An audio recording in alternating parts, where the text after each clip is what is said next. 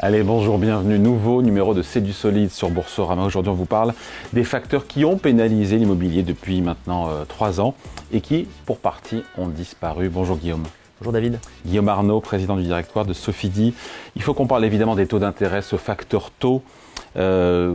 Courbe des taux d'intérêt, il faut expliquer parce que sinon on va larguer beaucoup de monde, qui ont largement été défavorables à l'immobilier et notamment aussi au SCPI depuis 2022, 2023 et même 2024 aussi. Exactement, oui, je pense que c'est important dans cette phase de revenir un petit peu sur le passé, sur la crise qu'ont connue effectivement le marché de l'immobilier en général et donc aussi les SCPI en particulier. Et donc ce qu'il faut bien comprendre, c'est qu'on a eu cette phase Covid qui a entraîné l'inflation, qui a entraîné les banques centrales à monter leur taux court.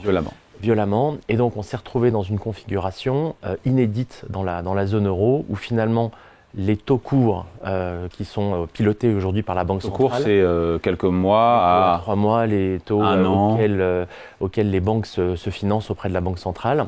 Et donc ces taux se sont retrouvés au-dessus en fait des taux longs, donc des taux à 10 ans, qui est le taux auquel s'endette l'État français à 10 ans. Et donc, cette courbe des taux inversés, ça veut dire quoi? Ça veut dire que si vous placez votre argent à court terme, il est mieux rémunéré qu'à long terme. Donc, alors que la théorie économique nous dit que normalement, le contraire. Exactement. Et donc, pour l'épargnant, il était plus rémunérateur et moins risqué de laisser son argent sur un compte à terme ou de le mettre dans un livret A, un compte à terme, voilà. Les produits de taux d'intérêt à court terme. Tout à fait, que de le placer à long terme. Donc, qu'est-ce qui s'est passé? Eh bien, les gens ont très normalement voulu retirer leurs économies du long terme pour le replacer à court terme. C'est du bon sens, hein. Exactement, et c'est ce qui a donné cette crise de liquidité, en fait, notamment sur les SCPI, puisque il y avait plus de flux dans les SCPI et plus de sorties. Ouais. Voilà, et ça c'est 2022. Exactement. C'est 2023, oui. Et ça commence à changer en 2024. Oui, et puis surtout, en fait... Quand la BCE se met à baisser ses taux d'intérêt, c'est ça. Oui, exactement, mais en fait, dans cette crise immobilière, il y avait 2 volets. On a parlé du volet taux, mais il y a aussi un autre volet qui est très clair, notamment dans le bureau, c'est que l'effet télétravail a été très important sur la consommation de bureaux des grandes entreprises. Et donc, les grandes entreprises ont petit à petit, en fin de bail, relâché des mètres carrés de bureaux très importants, notamment autour de Paris. Et donc, la crise était double. À la fois ce télétravail qui a vidé un certain nombre de bureaux et les taux.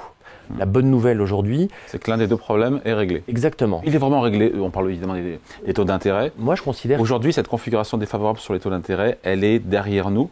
On retrouve une forme de logique avec des taux d'intérêt à long terme qui sont plus élevés que les taux d'intérêt à court terme et donc exactement. Plus favorables à l'immobilier et donc au SCPI. Oui, il y a même... moi, je pense que vraiment aujourd'hui, on est dans un environnement de taux très favorable à l'immobilier. On a à la fois des taux courts qui continuent à baisser. Madame Lagarde a baissé ses taux, donc maintenant on est à 2,25. Donc ça, c'est la partie courte de la courbe. Ça devrait continuer de baisser. Ça devrait continuer de baisser. Donc certainement, le livret A va rapporter peut-être moins de 2% à partir d'août. Et la partie longue de la courbe, donc l'OAT, ne monte pas trop. On est aux alentours de 3,30 à peu près pour le 10 ans français. Et donc, vous avez une vraie prime qui s'est reconstituée, une prime à acheter de l'immobilier, puisqu'aujourd'hui, on achète de l'immobilier à 6 à 7%. Et donc, on a une vraie prime par rapport à la fois... C'est-à-dire qu'on achète de l'immobilier à 6 ou 7%? Excusez-moi, c'est le rendement à l'achat. C'est-à-dire, quand vous achetez un bien 100, eh bien, vous espérez que les loyers vous rapportent 6 ou 7. Voilà. Et donc le point, c'est de dire que, alors, il y avait 2 problèmes, le bureau en 2 et les taux en 1. Sur les taux, aujourd'hui, c'est pas idéal puisqu'on a retrouvé une configuration normale sur les taux d'intérêt, d'aller sur l'immobilier qui ne souffre plus justement de cette courbe des taux d'intérêt.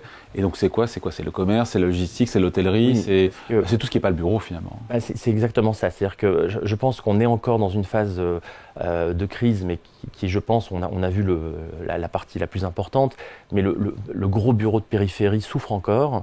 En revanche, l'immobilier de qualité, le bureau dans les grandes métropoles, le commerce en général, que ce soit le commerce du pied d'immeuble, que ce soit les retail parks, va plutôt bien. Et puis, retail park, les retail parks, c'est des centres commerciaux. Oui, c'est des centres commerciaux, on va dire, exactement. C'est des centres commerciaux, vous avez raison. Pas d'anglicisme. Et donc, vous avez aussi d'autres classes d'actifs comme l'hôtellerie, comme la logistique, comme l'activité.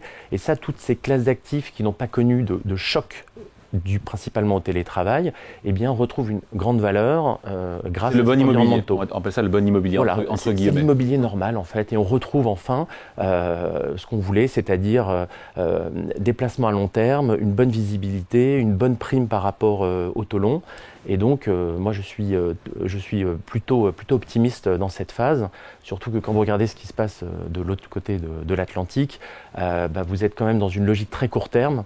Et c'est vrai que on retrouve l'intérêt de l'immobilier, ce placement à long terme qui, dans toute allocation d'actifs, devrait avoir sa place. Ouais. Et on se dit quoi alors sur le bureau? On se dit que le pire est passé ou pas pour le marché de l'immobilier de bureau, ou il continue de souffrir et puis mieux vaut rester à l'écart? Je pense qu'il y a bureau et bureau, c'est-à-dire qu'il y a les gens consomment le bureau de manière différente, comme je l'ai dit. Ce qui se passe, c'est que aujourd'hui, si vous avez des bureaux proches de transports en commun, centre-ville.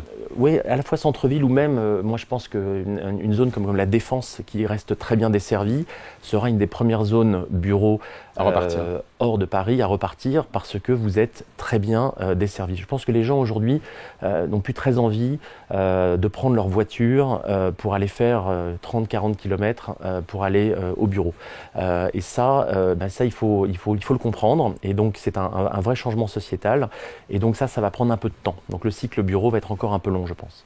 Voilà, donc le timing est peut-être le bon pour aller sur un immobilier hors, on va dire, ou alors bien placé en bureau, hors bureau, qui lui peut rebondir parce que la configuration, c'est ça le message en fait de cette vidéo, la configuration sur les taux d'intérêt est redevenue normale. Exactement. Maintenant que la BCE commence et continue de rebaisser ses taux, c'est ça le... C'est exactement ça le message, et c'est surtout, aujourd'hui vous avez des SCPI très diversifiés. Vous pouvez faire confiance aux gérants et investir aujourd'hui dans une SCPI diversifiée. Dans l'environnement de taux actuel, je pense que c'est une bonne chose. L'explication signée Guillaume Arnaud, président du directoire de Sofidy. Merci. Merci David. Et C'est du solide revient très vite sur Boursorama.